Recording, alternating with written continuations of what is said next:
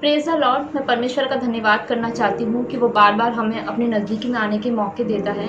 और आज जिस वचन के बारे में मैं आपसे बातचीत करना चाहती हूँ, वो पाया जाता है निर्गमन की पुस्तक, उसका 4था अध्याय, उसके दूसरे आयत में, जहाँ इस प्रकार से लिखा है, यहोवा ने उससे कहा, तेरे हाथ में वह क्या है?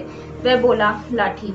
ये उस वक्त की बात है जब परमेश्वर यहोवा पहली बार मूसा को झाड़ियों के द्वारा दर्शन देते हैं और मूसा को एक बहुत विशेष काम सौंपते हैं कि उसको इजरायलियों को मिस्र देश से छुड़ाने की जिम्मेदारी यहोवा मूसा को सौंपते हैं। और उस लाठी का इस्तेमाल, जिसके बारे में यहाँ यहोवा मूसा से बात कर रहे हैं, उस लाठी का इस्तेमाल मूसा अपने भेड़ बकरियों को चराने के लिए करता है। और जब परमेश्वर ने मूसा को चुना और मूसा ने अपने आप को परमेश्वर के हाथ में सौंप दिया, तब उस लाठी में सामर्थ आ जाती है। हम जानते हैं कि उस लाठी के द्वारा ही लाल समुद्र 2 भाग हो गया था, उस लाठी के द्वारा ही पत्थर में से पानी निकला था, उस लाठी के द्वारा ही पानी खून बन गया था, और भी बहुत से काम उस लाठी के द्वारा हुए, और भी बहुत से बड़े बड़े आश्चर्यक्रम मूसा ने उस लाठी के द्वारा किए, जिसके बारे में आज यहोवा मूसा से पूछ रहा है कि तेरे हाथ में वह क्या है।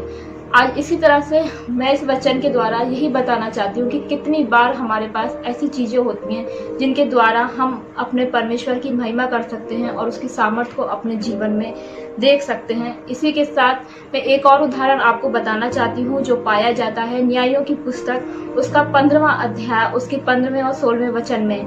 यहाँ शिमशोन के बारे में कहानी है। हम जानते हैं कि शिमशोन एक बहुत ही बलशाली व्यक्ति था और वचन में उसके बारे में ये लिखा हुआ है कि वह जन्म से ही परमेश्वर का नाज़ीर रहेगा।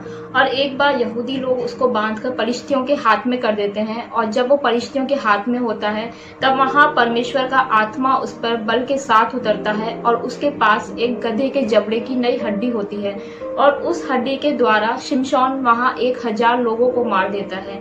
तो यहाँ हम देखते हैं कि परमेश्वर की सामर्थ पाके शिमशोन ने सिर्फ एक गधे के जबड़े की हड्डी से वहां हड्डियों के ढेर लगा दिए, ऐसा वचन में लिखा हुआ है।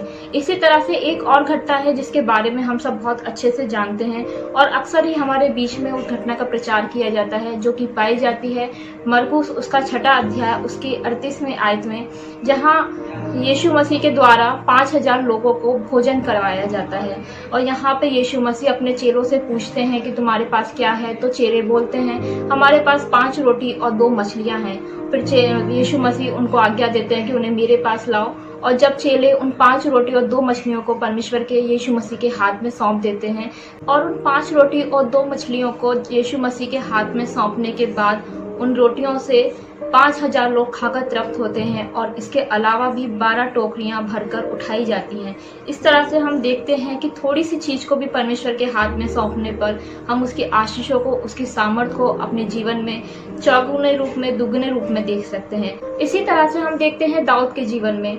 दाऊद भी जब गोलियत के पास लड़ने के लिए जाता है, तब उसके पास केवल 5 छोटे छोटे चिकने पत्थर होते हैं, और वो उस पलिश्ती गोलियत से बोलता है कि तू तो तलवार और भाला और सांग लेकर मेरे पास आता है, परंतु मैं सेनाओं के यहोवा के नाम से तेरे पास आता हूँ।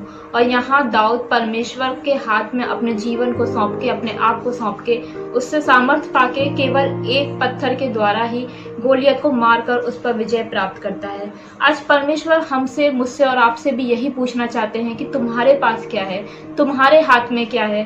तो आज हमारे पास समय है, आज हमारे पास जीवन है, आज हमारे पास मौका है, और आज सबसे बड़ी चीज हमारे पास परमेश्वर का वचन है।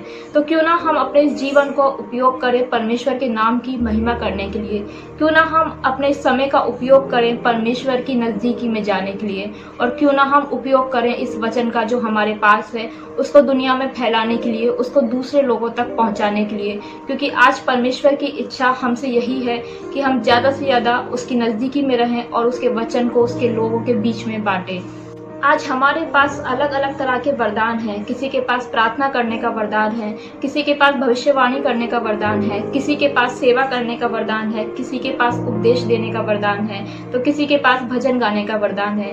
तो आज हमें अपने इन सब वरदानों का उपयोग करना है परमेश्वर के नाम की महिमा करने के लिए, उसके नाम की बड़ाई करने के लिए। कहीं ऐसा ना हो हम भी मूसा की तरह बहाने बनाने लग जाएं और बोलें कि हे प्रभु, मैं तो बोलने में निपुण हूँ, मैं कैसे तेरे वचन को सुनाऊं। हम भी गिदोन की तरह बोलने लग जाएं कि मेरा कुल तो परमेश्वर सबसे कंगाल है, मैं तो अपने पिता के घराने में सबसे छोटा हूँ, मैं कैसे तेरी सेवा करूँ। हमें जरूरत है हम अपने परमेश्वर पिता से मांगे, हम अपने परमेश्वर पिता से पवित्र आत्मा की सामर्थ्य मांगे, जिससे कि हमारे जीवनों के द्वारा उसके नाम की महिमा और बड़ाई होने पाए। वचन बताता है लूका उसका 11वां अध्याय और उसकी 13वीं आयत, जहाँ इस प्रकार से लिखा है, तो जब तुम बुरे होकर अपने लड़के वालों को अच्छी वस्तुएं देना जानते हो, तो तुम्हारा स्वर्गीय पिता अपने मांगने वालों को पवित्र आत्मा क्यों ना देगा। इसी तरह से हमें परमेश्वर से पवित्र आत्मा की सामर्थ्य मांगनी है, जिससे कि हम अपने जीवनों के द्वारा उसके नाम की महिमा और बड़ाई करने पाए। यदि हमारे पास बुद्धि और समझ की घटी है तो हमें उसको परमेश्वर से मांगना है, ताकि हम उसके वचनों को समझकर उसके लोगों के बीच में फैलाने पाए। वचन बताता है याकूब की पत्री उसका 1 अध्याय 15वीं आयत में इस प्रकार से लिखा है, तो यदि तुम में से किसी में बुद्धि की घटी हो तो वह परमेश्वर से मांगे।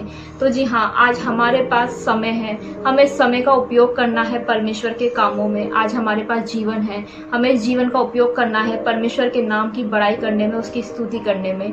आज हमारे पास वचन है, हमें उपयोग करना है इस मौके का और इस वचन को फैलाना है लोगों के बीच में, ताकि ज्यादा से ज्यादा परमेश्वर के नाम की बड़ाई होने पाए, उसके नाम की स्तुति होने पाए।